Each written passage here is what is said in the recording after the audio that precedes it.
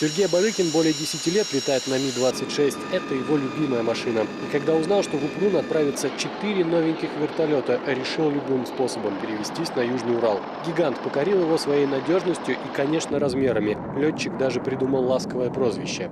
Когда называют его как раз коровой, летный состав, конечно, очень обижается. Привыкли называть ласточкой в основном.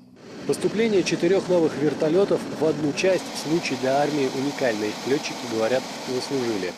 Ми-26 – самый крупный военно-транспортный вертолет в мире. Он может поднять воздух до 20 тонн, при этом сам весит почти 40. Для того, чтобы им управлять, нужно 5 человек, а вот во всем известном Ми-8 их только 3.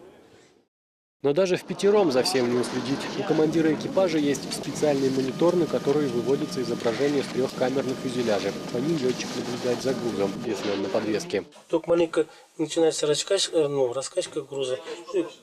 Командир управления вертолетом гасит, чтобы груз не раскачивался. К управлению Ми-26 допускаются далеко не все. Перед тем, как сесть за его штурвал, летчики 2 месяца переучиваются. И сейчас на 4 машины собрали только 5 экипажей. Это же не просто так взял вертолет и полетел сразу на перевозку весом в 20 тонн. До этого предшествует определенная подготовка, до этого уровня необходимо дойти, чтобы получить на это допуск. Сначала с легкими весами, до 7 тонн, потом до 15 тонн, и только потом летчик получает допуск на перевозку груза весом в 20 тонн.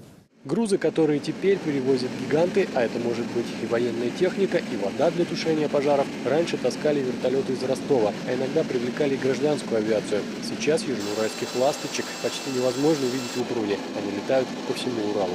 Сергей Моревский, Павел Чернега, ОТВ.